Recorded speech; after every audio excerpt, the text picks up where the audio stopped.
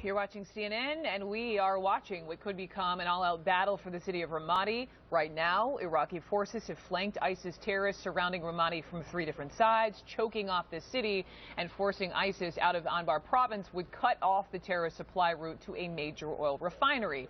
And, of course, this is also the first step to protecting any advance on the capital city of Baghdad, just about 80 miles to the east there. But ISIS is not going down without a fight. Now rushing in reinforcements, more terrorist fighters to help fight back those Iraqi forces. I have Jason Beardsley joining me now, Special Operations Advisor for Concerned Veterans for America and former U.S. Army and Navy officer, and led an Army Special Operations and Joint Special Operations Task Force deployment to Iraq specifically. So Jason, thanks for joining me. Thank you for having me, Brooke. I appreciate it. Let's just beginning with the notion of Anbar province. We know the Iraqi prime minister says the liberation of Anbar is imminent, his word. If the Iraqi military says they will, you're surrounding Ramadi, this offensive is happening, they want Ramadi back, given the fact that they lost it, how will they regain it? Well, this is going to be a tough fight. Let's make no mistakes about it. The Secretary of Defense points out that a lot of these troops, maybe they have the stomach to start this, but it's finishing the fight and staying in it that's going to be hard. Now, I'm glad that the Prime Minister's on board. We want to see that those guts. This is a tough fight, so it's going to take a little bit more than words. He's going to have to get in there. We're going to get down with those troops and figure out what the criticality of this city is to them. And we're watching right now, we're watching this grand strategy. It's about ideology pitted against ideology. The Maliki government is invested in this. Other governments are invested in this too. So the United States needs to kind of lead this. Alabama government. The current prime minister. So, you mentioned what Ash Carter told our Barbara Starr about the notion that he was saying the Iraqi military doesn't have the will to fight, which is incredibly significant, and we parsed through all those words yesterday. My question to you then would be, is what's happening there on the ground, the surrounding of Ramadi, do you think that is a direct reaction to the SecDef's words? Number one, they want to hold this city. So whether this was Secretary of Defense's words or not, they're in there to try to win this.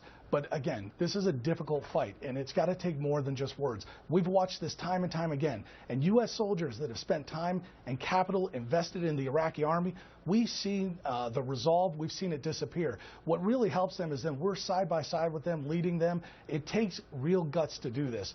And having that sort of the words on paper don't mean anything. It's the blood in the sand. These guys have to be willing to stand and fight for that terrain. And they're not going to do that just by kind of reacting here and there. ISIS has an ideology. They've got a big idea. They're recruiting on this grand idea. So if we don't come against that with something else, whether it's our government or other governments, regional partners, Gulf state allies like the Saudi Arabians, the Jordanians, we need to have a grand strategy. We need to have a plan that's resourced by Congress, backed, and we need to have leadership from our administration that gets out there and says clearly, this is what we're going to do. Right now, we're hoping for gains. We're hoping to keep the ground. We're hoping that the Iraqis can do this, but hope is not a plan. You know, I was talking to a general who's very familiar with Iraq yesterday, and he was saying to me some of these groups, some of these Iraqi fighters are just exhausted. They've been fighting for 18 straight months, also pointing at the lack of leadership. This is what we also heard in an interview with one of these Iraqi fighters who said, we wanted to keep fighting. What needs to happen with the leadership here of ISF? Well, again, our leadership, along with their leadership, need to have clear goals, and they need to state those goals on paper. We've watched these tribes, we've watched tribal leaders move from one side to the next. And remember, at a very tactile level, on the ground, these Sunni tribe leaders, even the Shia tribe leaders, they want to know who's going to be here in the long run, who's going to stay around when this fight is over. So once this fight concludes, they need to know we're there for the long haul. The Iraqi government will back them as well. So resources, the plans, but it takes the verbal leadership to get out there and have the confidence. Again, this is the greatest country in the world. America can help lead this by stating deliberately and clearly what it is we need to do and how we're going to back our partners there. We can't do it with just special operations forces. We need to get in there with overwhelming military force, clear and whole, that's not what the administration wants. It is a challenging thing. This is, again, a question of whether we want to fight and win or whether we want to cede this ground. Letting someone else lead this, we're going to see this fight back and forth, and it's not going to end anytime soon. This is a generational conflict. Our service members know it. Those who are following us know it too.